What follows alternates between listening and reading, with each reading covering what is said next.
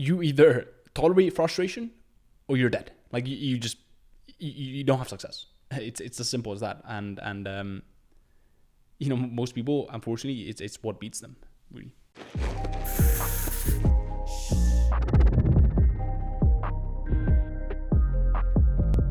So you think you can be an entrepreneur? Well, we'll figure out after this episode of The Art of E-commerce. To my right, we've got my co-host Tony, and there's going to be a juicy one. It's going to be a very straight up one. We're going to be sharing some of the truths when it comes to the entrepreneurial journey, especially because I know there's a lot of people already in the entrepreneur space who listen to this podcast, but there are also people who maybe are thinking about getting into it, maybe are just getting started. And I think this is going to serve them very well because maybe they're going through some of these things that we're going to be talking about, and they don't really know how to handle it, whether it's normal. So we're going to get straight into it. 100% excited for this one. And I think to start off, a big thing really is like, you could say entrepreneurship more than any other kind of goal in life really makes someone dream. Mm-hmm. Right? Because there is the set path that you can go down in life, the 9 to 5. And, a lot of people since the time that they were born, like me, for example, were told, okay, go to school, go to uni, work a couple years, do your master's, and then 9 to 5 for the rest of your life. You can retire at 60 and then do what you want to do. Right? And entrepreneurship really allows for a way out of that. Right, and it lets you dream and go your own way and craft your own path, right? So there's the idealization of it, which is like this beautiful dreamlike state, but there's also the behind the scenes, right? Mm-hmm. Like the stuff you don't show on Instagram, the stuff that you don't really think about before you plunge in. Yeah. So this is all about unpacking all of that and seeing what we have to say. Yeah, and I think that's a big point, right? The fact that a lot of people, like the entrepreneurial space is one of those things that is especially nowadays, like is marketed in a very this very incredible manner, right? Like you don't have to work a 9 to 5, like you get to retire early, you get to make big bags, and you don't. It seems like this dream, right? Now I think one of the things that is not talked about enough is the actual reality of it. And, in this episode, we're not going to be approaching it from a standpoint where we're going to tell you, you have to work hard and you have to sacrifice. Like, I feel like a lot of people have said that, right? Like, that's already said, and we don't want to repeat ourselves. But we're going to be approaching it, we're going to be talking about the subtleties, right? Because I don't think it's the fact that people don't work hard. Because they, the reason why they don't achieve their dreams as entrepreneurs, it's some of the things that we're going to talk about in just a second. 100%. And before even digging into the nuances, it's just the fact that like sometimes you're going to have to do things over and over. And the first point we really wanted to bring up was the fact that sometimes those things that you're going to have to do over and over are things you don't like, mm-hmm. right? Things that you don't find entertaining, and there are going to be days where it's just going to be mundane and you're doing the same stuff that you'd rather not be doing, but it's what it takes to get stuff off the ground. Yeah, I think that this first point, right, which is people think that everything when it comes to building a business and running a business should make them passionate and should have them thrilled, and it's almost like as soon as they feel this kind of sense where they don't want to do something, right, or this is harder than they thought, this sense of like, oh, this is probably not for me, or like they start procrastinating and all this stuff, right? And one of the things that you have to realize is when you start a business, right, there are going to be things that you're not going to like. Any business model, whether it's building an agency, an e-com agency, or building an e-com brand, like whatever business model you decide to go into, I think the e-com agency model is a very, very good one to go into, especially if you're starting out. Whatever business model, not all the aspects of that business model are going to be fun and thrilling and just exciting, and you're going to be passionate about it. Sure, you can be passionate and believe in the business model, but there are going to be things that you don't want to do, right? There might be a lot of things that you don't want to do. There might be things that make you really passionate, and it's all about finding those things that make you passionate, doubling down on those, but then realizing that, especially at the start where you don't have the capital to delegate things, or you don't have the self-awareness to eliminate the things that are not really adding too much to your business, you just have to kind of get them done, right? And I feel like that's a big thing that prevents entrepreneurs from having that, success is as soon as it gets a bit hard, they're like, I should probably switch business model. And they blame it on the business model, not realizing that every single business model, every single thing that you do, right, in the world requires, obviously persistence and understanding that not everything is cookie cutter and really fun to do. And honestly, based on that, there's nothing like a shitty day in the trenches to make that glorious dream and illusion just that bit darker, right, and that bit less attractive. And it's being able to take those bad days and accept them as part of the process to then be able to like kick on and get on to doing the things you like and learning the things you want to be doing. Yeah. And I think it's another concept that we talked about in one of the previous podcasts, which is people don't realize that these bad days, right? The no's that you get, right? These rejections that you get, they only get you closer to that yes, right? And so a lot of people go into any business model, right, expecting the yeses and expecting the wins early on. And I think you can get them, but understanding that, like, especially at the start, right, you're going to get and even, at this stage of the journey that, for example, my business is, like, you're going to get rejections, you're going to get losses, right?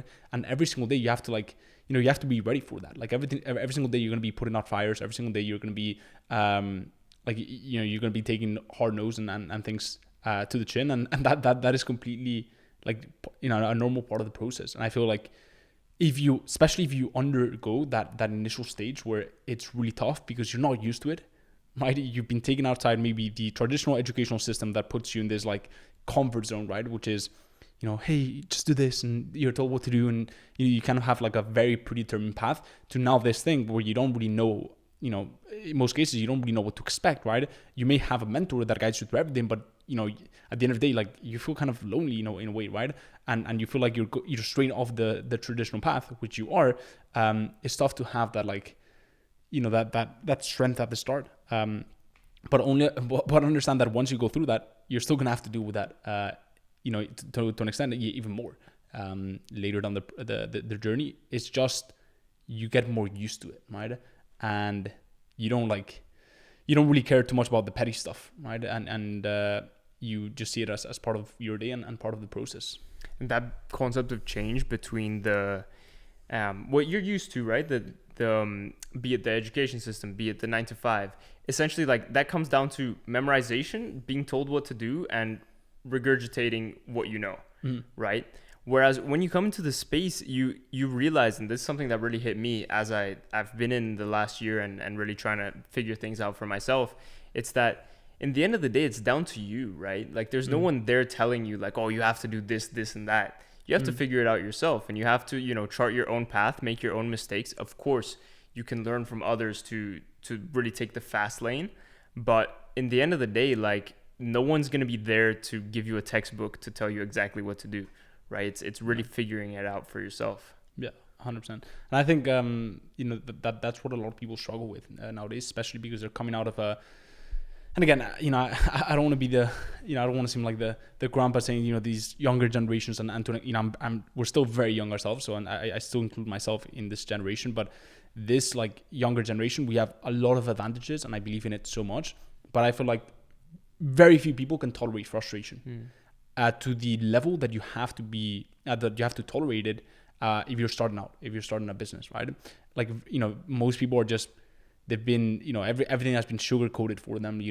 They're used to, like, a very simple, easy life, especially because, the life that we live in today is a very simple life, right? Like, if you follow the traditional path, you're going to get a very simple and predictable outcome, right? It's not going to be the greatest, it's not going to be the probably an outcome that you dream of, right? And that gets you excited, but it's going to be predictable, it's going to be comfortable, right?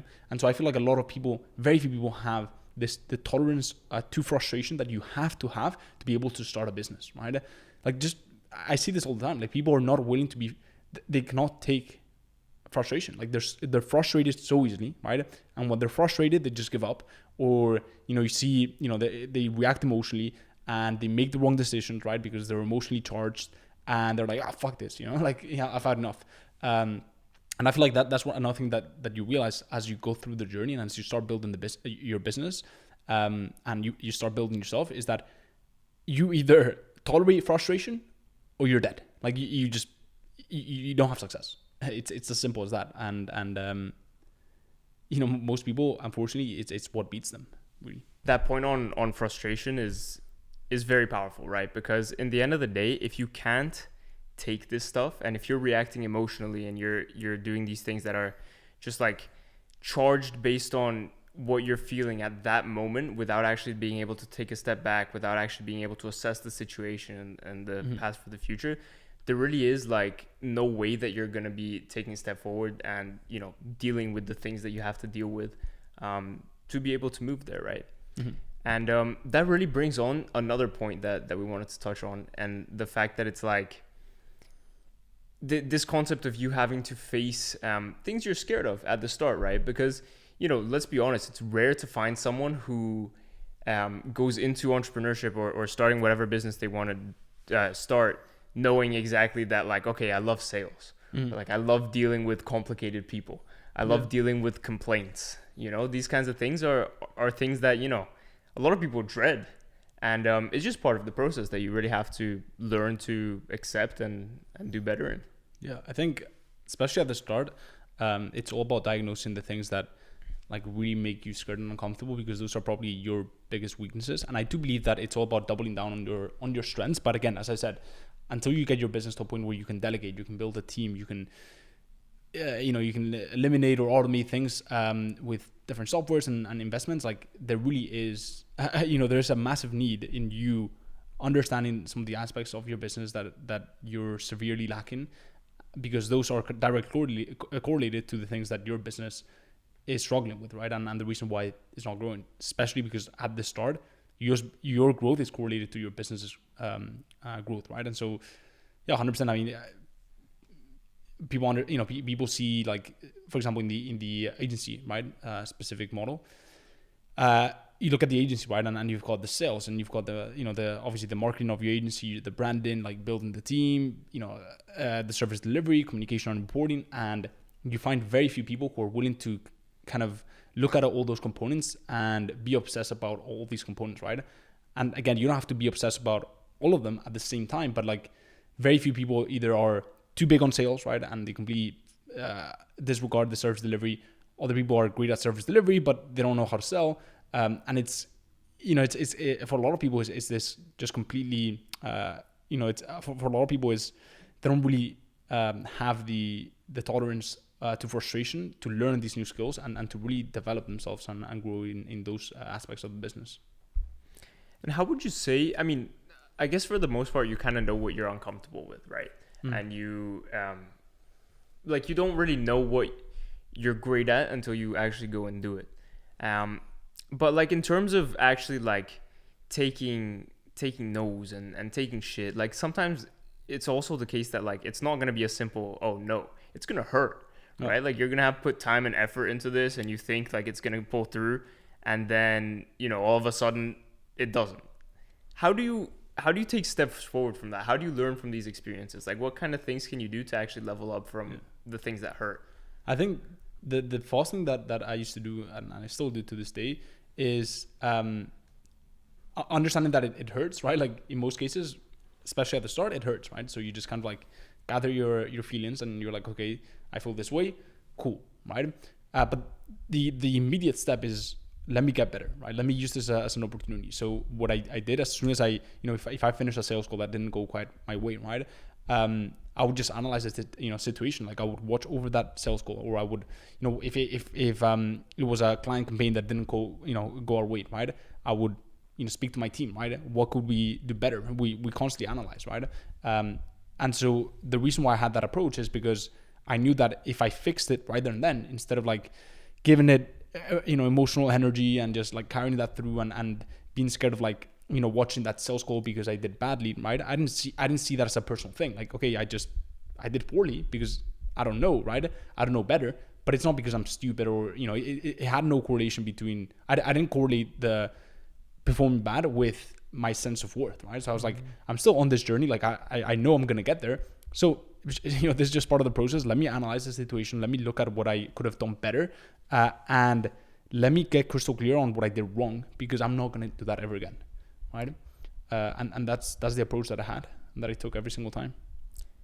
Detaching emotion really is like what I took out from that, and that's very big, right? Like not taking it personally, not having your initial failures be thought of as a reflection of you, right? And your worth and what you're doing, because in the end of the day, like your purpose is going to be much bigger than the initial hurdles you're going to have to face, right? And I this is one of the things that I tell my team members all the time is like, look, the feedback that I give you is not personal. Like you're in this team and you're working towards this vision with us and the team because we believe in you as a person, right? We appreciate you as a person. We've got love for you, and we'll do everything. Our actions will reflect how much we care about you, right? Like through your pay, through everything, right? Through the benefits we give you, through the attention we give you. And so knowing that we value you as a person, right? And we value yourself, you as an individual, all the feedback that we give you, we'll do it in a very respectful manner, but all the feedback that I give you is not personal, right? So don't take that personal. It's just, it's just because you messed up a campaign. Like, I'm not saying you're a bad person. I'm not saying you're incapable. It's just like, no, we could have done better here. We could have done better there, right? And I tell this also to my team members, like, all the feedback that feel free and feel confident in giving me feedback, right? Because I'm not going to take that personal. It might sting a little bit, right? Because we're humans at the end of the day. We're not robots. But when you make that distinction and you separate both things, right? The feedback and the personal, like your sense of self-worth and just, your performance on a specific task, that's really where you can gain a whole level of freedom, because now you can, you can get better on the performance, but your sense of self-worth, your identity is not tarnished, right? It's not diminished. And so you can keep going, right? You have the fuel, the fire is still burning, right? Because you haven't diminished that, and you're only getting better here because you're very comfortable in looking at the performance, because you just see this performance as this kind of like outside thing. Like you're building this thing, right? Like you're building this business, right? And or maybe like you're plugging in a cable and I don't know, it doesn't work, right? And you just plug in another one, but it's kind of like outside of you, right? Like it's not you. You're not like building yourself up. Like it's outside of you. And I think making that transition, even though it's hard to understand, making that transition and that shift in mindset is really powerful. 100%. I mean, I can tell from personal experience the other day, having gotten some of your feedback from, like after a sales call, and I mean, I definitely knew I had butchered it, but the things you highlighted made me realize, like, it's not that it was a shit performance per se. It's that like I got some basic things wrong and I could have done some other things to make it much better, right? And I'm not saying that it would have pulled through excellently either way if I had done those things. But like those tips that you gave me, like, yes, at first it stung and I was almost more defensive than I would have liked to be. But, looking back at it, and especially like in hindsight now, when I think about the things you said, it's like, yeah, of course I could do this, this, and this. Like it's just removing yourself from the situation, not taking it as a reflection of me and your thoughts of me, but on what I did just there. Yeah. And because as soon, and you said it there, right? As soon as you have a little tiny bit of personal self-worth attached to your performance, that's when you get really defensive, right? And I know this because I've done, I used to do this myself when I was a big-headed, I was just like very, just driven by my mind, right? And big-headed guy, and hot-headed as well. And so if you have a bit of like a hint or like a tiny bit of self-worth attached to that performance, you're going to be much more resistant to take that feedback, because it's literally like they're hurting you, right? It's very painful, right? Because it feels like they're diminishing yourself, right? Your sense of self-worth. But once you get rid of that, you don't have as much defensive mechanism coming through, because you're just like, yeah, that was a performance, that was a call that I did, but it's not me. It's not about me. Yeah, no, I mean, detaching emotion generally, detaching your self-worth from your performances, and, like being able to accept feedback, right? And that's another thing, like you mentioned the fact that this generation, including us, to be honest, we're both Gen Z, but like it's a common theme that we don't take criticism too well, right? As a whole. And what that does is it makes you, I mean, besides the worst things I could say, like entitled and all these things, like it just makes you resistant to change, right? And if you're resistant to change, you're never going to be able to take the steps you need and you want to take to be able to go to the places you want to go. Right? So, just being able to detach that self-worth and really being able to look at your performance objectively and pinpoint exactly where you can do better, so that next time you go onto it, you can focus on exactly those bits and just get the marginal gains here and there. Yeah, I think if someone is to take anything away from this pod, is be obsessive about your search for feedback, and obviously vet the people you're taking feedback from. Not all feedback is created equal, but I remember when I was coming up, like I would just seek out people in certain areas that I really respected, really appreciated, right?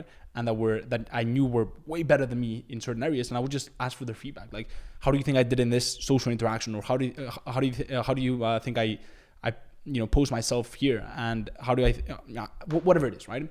And this, I think it served me pretty well, and I think it's a valuable lesson that when you obsess over collecting feedback from people that have been where or there are where you want to be, it just makes everything so easy. And also people really appreciate that, people that are where you want to be and can see this like hunger for feedback to for understanding like what you could have done better. I think they really appreciate that because they know that that's literally the way you learn.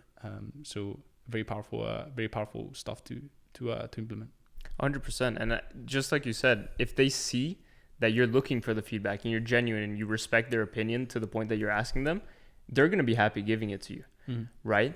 But at the same time, you also don't want to be taking feedback from absolutely everybody, right? Because like you said, you want to be taking feedback from the people who are where you want to be, not from, the homie there who's not doing much with his life and just taking it chill and thinks you're going too hard at it and you should come party every once in a while. Yeah.